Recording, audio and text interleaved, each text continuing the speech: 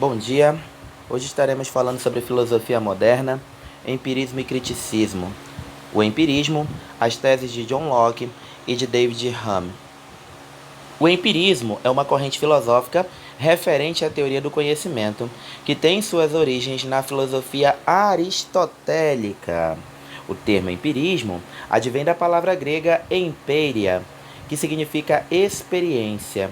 Na modernidade, quando a possibilidade do conhecimento tornou-se central para a produção filosófica, a corrente empirista foi impulsionada por filósofos como Thomas Hobbes, John Locke e David Hume. Essa corrente, ela está baseada na experiência. Quanto mais você testa, mais conhecimento você irá adquirir sobre aquele determinado assunto. Você vai testando a sua capacidade, você vai experimentando, fazendo experiências, e conforme essas experiências ou experimentações, você vai observando aquele fato, observando e entendendo como aquele objeto funciona, e a partir dessas experiências, desenvolvendo a sua habilidade, melhorando a sua capacidade, construindo o conhecimento a partir daquelas experiências sobre aquele objeto, o funcionamento dele, como você vai utilizá-lo, qual a sua finalidade, enfim, todas as características e probabilidades ou possibilidades e até mesmo funcionamento daquele determinado objeto ou daquele fator. Diferente do racionalismo, que descarta os dados recepcionados pelos sentidos como fonte de conhecimentos verdadeiros, a concepção gnoseológica empirista atribui importância fundamental às sensações, compreendendo-as como a raiz das ideias que formam a autêntica sabedoria humana a respeito do mundo. Para o empirismo, a experiência é o legítimo ponto de partida do saber. O entendimento humano acerca da realidade desenvolve-se com base naquilo que vemos, tateamos, ouvimos, enfim, recebemos pelos nossos sentidos.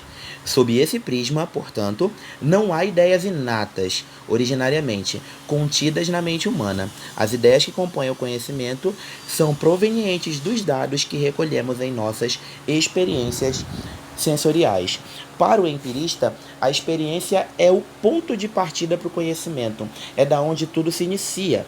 A partir das experimentações, você irá desenvolver o seu conhecimento sobre aquele objeto. Você precisa experimentá-lo para poder conhecê-lo. É preciso fazer diversos testes. De acordo com esses testes, você vai aprofundando o seu conhecimento sobre o funcionamento daquele objeto. Você vai aprendendo sobre as suas características. Não existem ideias inatas. Não existem ideias que você pressupõe sobre aquele objeto. Não, você precisa experimentá-lo, você precisa testá-lo. A partir das experiências feitas com aquele objeto, você irá aprendendo sobre ele, sobre o seu funcionamento, sobre as suas características, a sua finalidade, e você vai colocando em prática as suas habilidades adquiridas com as experiências de conhecimento sobre determinado objeto. Inclusive, para o filósofo John Locke, não há ideias inatas na mente humana.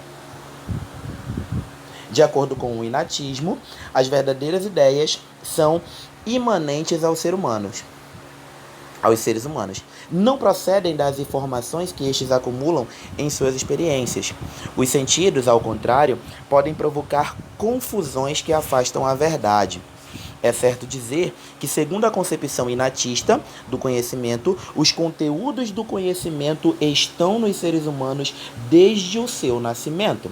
Em defesa dessa tese, os filósofos racionalistas declaram a existência do consenso universal, ou seja, de princípios teóricos e de princípios práticos reconhecidos como verdadeiros por toda a humanidade.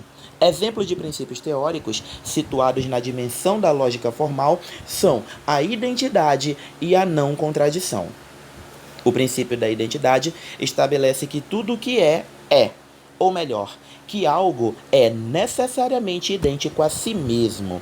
O princípio da não contradição revela a impossibilidade de uma coisa ser e não ser ao mesmo tempo.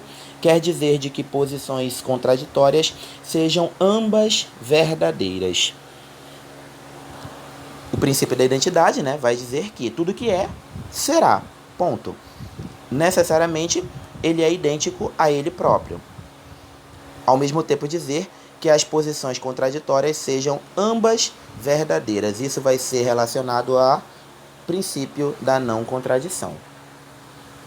Estes se opunham aos racionalistas, que defendiam que o conhecimento é puramente racional e não depende da experiência. Os racionalistas eram consequentemente inatistas, pois defendiam a existência do conhecimento inato no ser humano, ou seja, que o conhecimento já está inserido no intelecto humano. Basicamente, o empirismo defende que todo conhecimento advém da experiência prática que temos cotidianamente, ou seja, que as nossas estruturas cognitivas somente aprendem por meio da vivência e das apreensões de nossos sentidos. O empirismo defende que toda a nossa estrutura cognitiva é formada com base na experiência prática. Isso é, como eu falei, conforme você vai testando, você irá aprendendo sobre o objeto.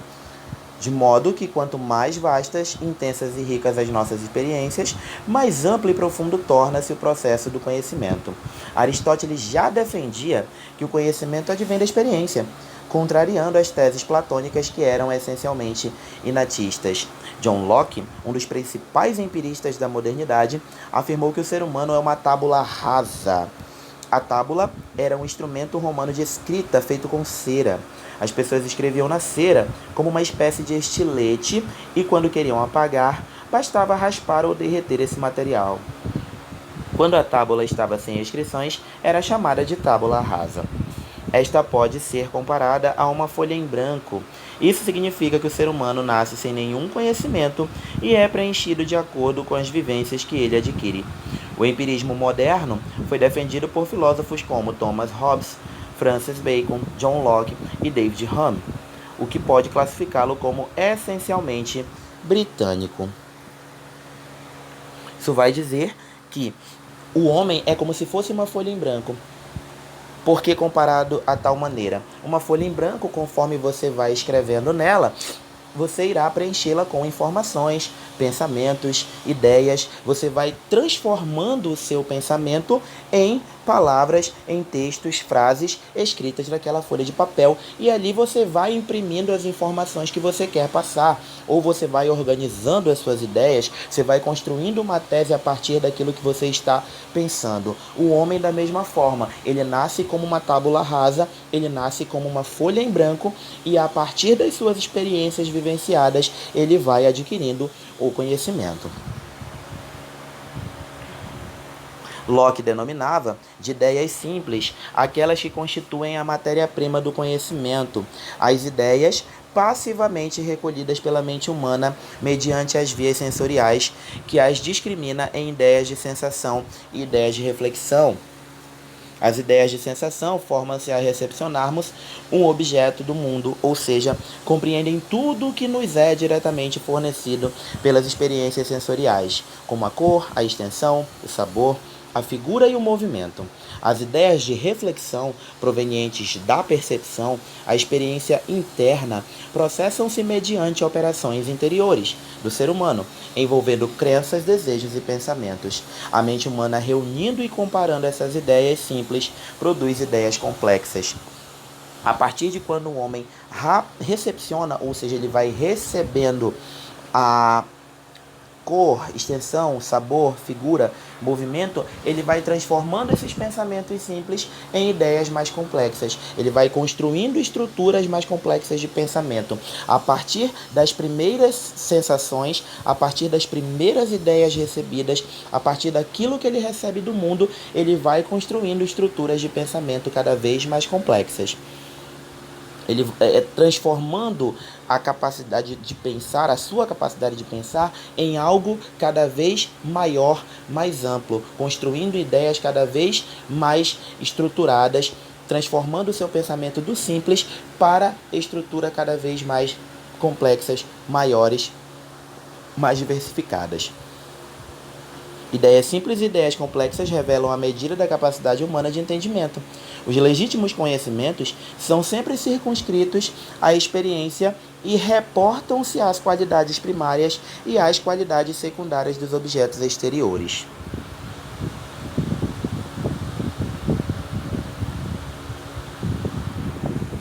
A coexistência ou conexão necessária é a percepção das qualidades coexistentes em um mesmo objeto. A esse respeito, Locke exemplifica com a proposição o ouro é fixo e não se consome sob o fogo. Percebendo que o ouro não é consumido pelo fogo, registramos a firmeza como uma qualidade conectada a esse objeto. Por fim, a existência real reporta-se à realidade efetiva, isto é, ao que efetivamente existe e é representado pela ideia, referindo-se nesse sentido às ideias que representam a existência de Deus, a existência do eu e a existência das coisas materiais que recepcionamos pelos sentidos. Examinando esse horizonte de atuação do intelecto, Locke registra diferentes graus do conhecimento humano: o intuitivo, o demonstrativo e o sensitivo. Locke formula uma espécie de empirismo crítico. A epistemologia de John Locke admite que há apenas uma categoria inata no ser humano: a capacidade de depreender conhecimento com base nas experiências. Segundo Locke, as estruturas cartesianas erram desde o início ao separar o ser humano em duas categorias distintas: corpo e alma. Ou seja, é como se ele estivesse dizendo que essa separação do corpo e alma, ela está errada, ela está equivocada. O corpo e a alma são um só. Segundo o filósofo, o ser humano é composto por corpo e alma simultaneamente, sem separações. Eles estão essencialmente juntos. E isso faz com que a alma impulsione o corpo a conhecer, pois não há qualquer tipo de conhecimento racional inato.